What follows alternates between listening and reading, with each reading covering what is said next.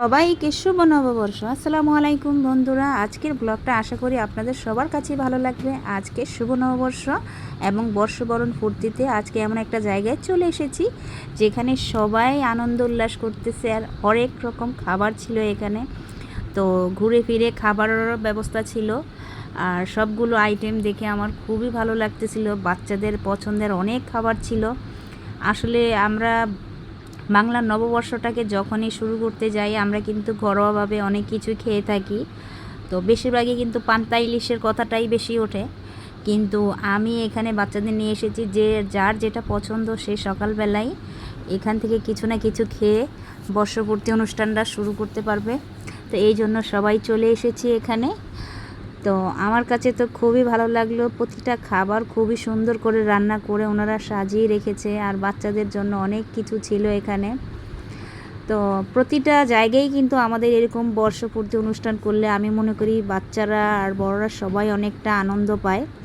আর এরকম একটা জায়গায় এসে আমার কাছেও খুব ভালো লাগতেছে। আসলে না আসলে আনন্দটা বোঝাই যেত না। সবার হাতেই নকশি করা খুবই সুন্দর পহেলা বৈশাখের পাখা ছিল আর রান্নাগুলো এতটা সুন্দরভাবে সাজিয়ে রেখে খুবই ভালো লাগতেছিল। তো এই পর্যায়ে সব কিছু দেখে খাওয়া দাওয়া করে সকালবেলা চলে গেলাম বাসায় দুপুরে খাবার আয়োজন করে নিব।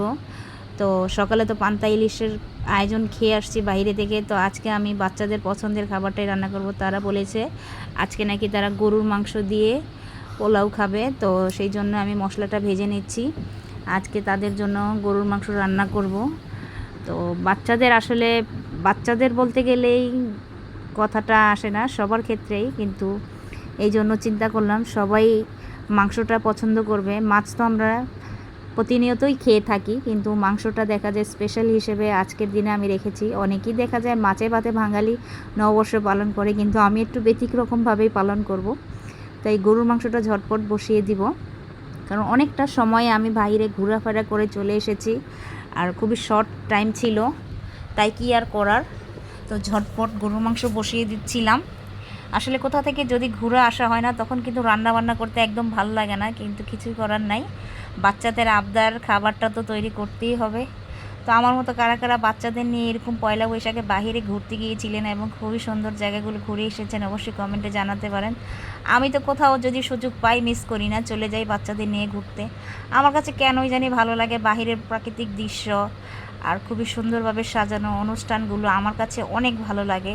আমার বাচ্চাদের কাছেও খুবই ভালো লাগে, তাই আমি সুযোগ পেলে এরকম স্থানে চলে যাই যেখানে গেলে মন শান্ত হয়ে যায় এবং সব কিছু দেখে মনে খুবই আনন্দ ফিল হয়।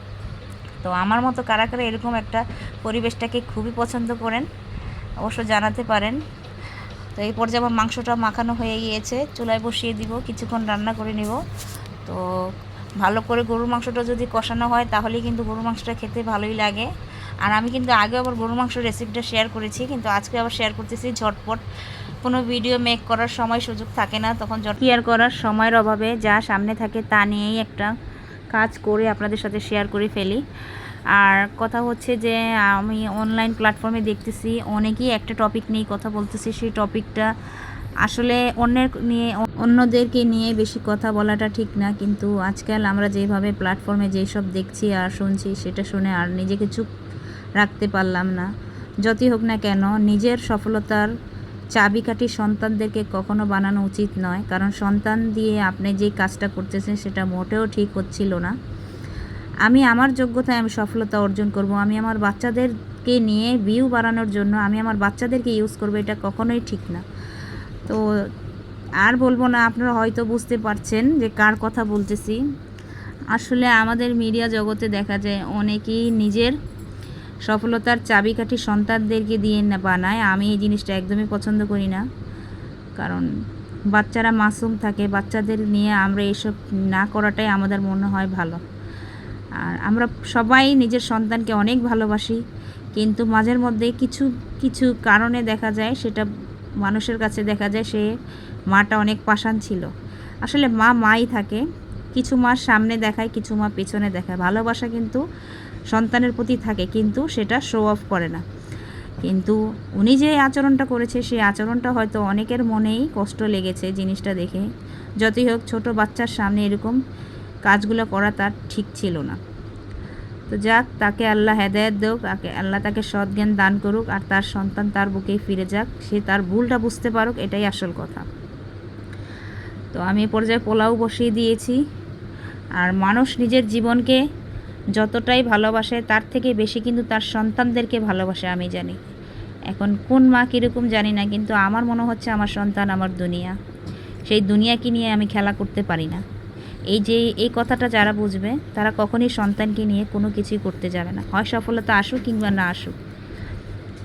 তো যাক, এখন যার যার ব্যক্তিগত ব্যাপার, আমরা এইসবের কথা না বলাটাই ঠিক। তারপরেও কিছু কথা বললাম, কারণ প্রতিটা মানুষই দেখছি অনেক কথাই অনেক টপিকই উঠতেছে তাদেরকে নিয়ে। আসলে কিছু কিছু মানুষ এই জিনিসটা অনেক সময় ভালো সেন্সে নেয়, অনেক সময় ভালো সেন্সে নেয় না, কিন্তু সবাইকে এটা বোঝা উচিত। সবাই আল্লাহ সবাইকে যেন সৎ জ্ঞান দান করে, সেটাই সবসময় দোয়া করব। আর এই পর্যায়ে আমার রান্না বান্না হয়ে গিয়েছে, আর বছর বরণ অনুষ্ঠানটাও পালন করে এসে ভালো মন্দ বাসায় খাওয়া দাওয়া করে আসলে বছরটাকে ভালোভাবেই উদযাপন করে নিচ্ছি। তো আমাদের মতো কারা কারা এরকম বছরটাকে খুব সুন্দরভাবে উদযাপন করেছেন অবশ্যই জানাতে পারেন। আমার কাছে তো খুবই ভালো লাগলো, আমার বাচ্চারা অনেক খুশি।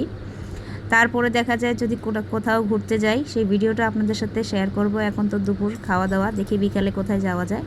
তো নেক্সট কোনো ভিডিওতে ভালো কিছু আবার নিয়ে আসার চেষ্টা করব। তো সেই পর্যন্ত সবাই ভালো থাকবেন, আর যারাই কন্টিনিউ ভিডিওটা করেছেন অবশ্যই একটা লাইক করে যাবেন, আর যারাই আমার চ্যানেলে নতুন আসছেন অবশ্যই একটা সাবস্ক্রাইব করে যাবেন। আর দেখুন বৃষ্টি হচ্ছে, দেখি বৃষ্টি শেষ হলেই বের হব। তো আপনাদের সাথে একটু শেয়ার করলাম বৃষ্টির দৃশ্যটা। তো সবাই ভালো থাকবেন।